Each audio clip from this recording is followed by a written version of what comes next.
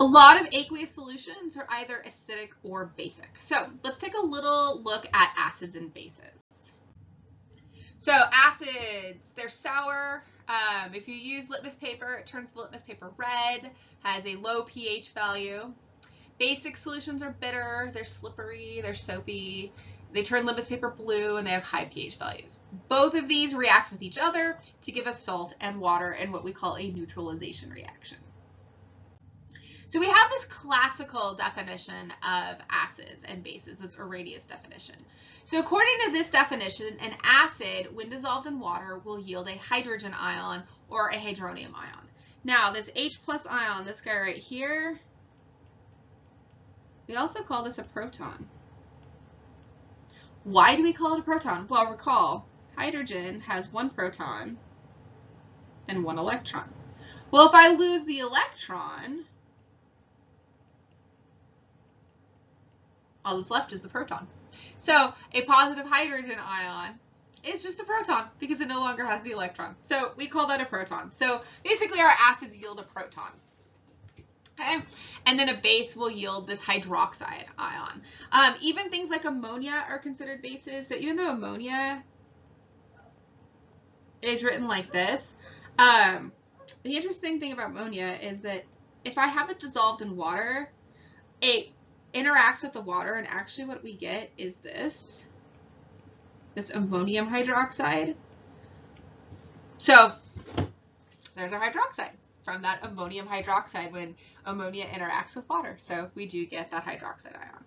Okay, and so there's our classical acid. We get that proton, and then we get some sort of anion associated with the acid. So hydrochloric acid here, when it dissolves in water, we get the proton, and we get a chloride ion. Okay, bases, common example there, sodium hydroxide. When I dissolve it in water, I get a sodium ion, and there's my hydroxide ion. If I have more of the hydronium or the proton than hydroxide, I have an acidic solution. If I have them equal to each other, it's neutral. And if I have more hydroxide, then I have a basic solution.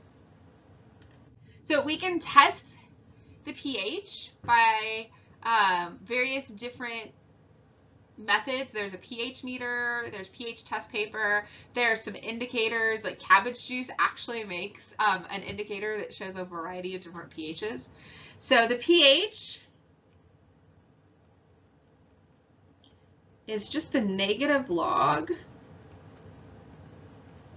of that hydrogen ion concentration.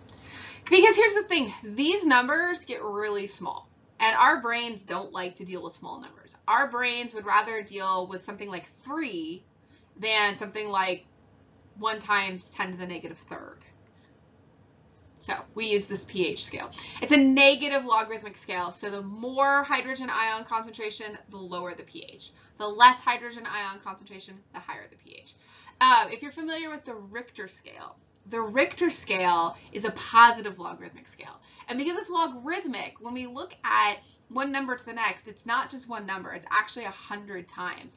So if I have like because this is negative log, if I have a pH of 5 versus a pH of 4, the pH of 4 is 10 times more acidic than the pH of 5. If I have a pH of 3, that's 100 times more acidic than the pH of 5. Okay?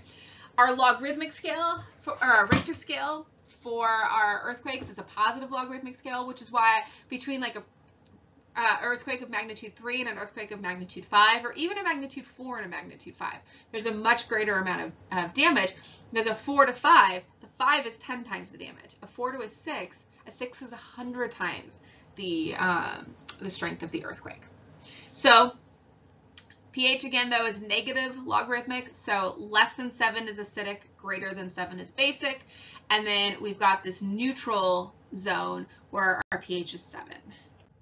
Okay, and so you can see here's some common substances. So blood is ever so slightly basic, milk is ever so slightly acidic, stomach acid is very acidic, detergents, those sorts of things, those are basic. So we have lots of different common acids and bases. So some of the common acids, hydrochloric acid, carbonic acid, phosphoric acid, nitric acid, sulfuric acid, and this bottom one, this is acetic acid. Does anybody think about this for a second? Does anybody know what acetic acid is? A lot of you might have it in your kitchens. This is vinegar. Okay, this is a weak acid. Okay. All right, so vinegar, acetic acid. Most of you have it in the kitchen. Some common bases: sodium hydroxide, potassium hydroxide, and this magnesium hydroxide. And then we get what is called a neutralization reaction, which is where I take an acid and a base, and I get a salt and water. So because when stuff is dissolved in water, again, it's not intact pieces if it's ionic.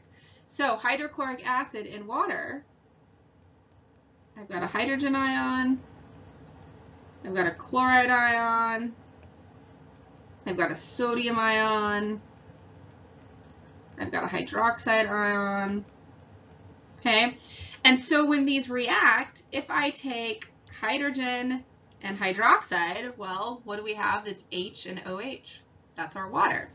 And if I take the sodium and the chloride, well, there's our sodium chloride. And so what we actually still have is, instead of intact sodium chloride, I have sodium ions floating around, I have chloride ions floating around, and then I get my liquid water. Okay? And so that's our neutralization reaction. So you take an acid and a base, react them together, you get some sort of a salt, and you get water. So acids and bases.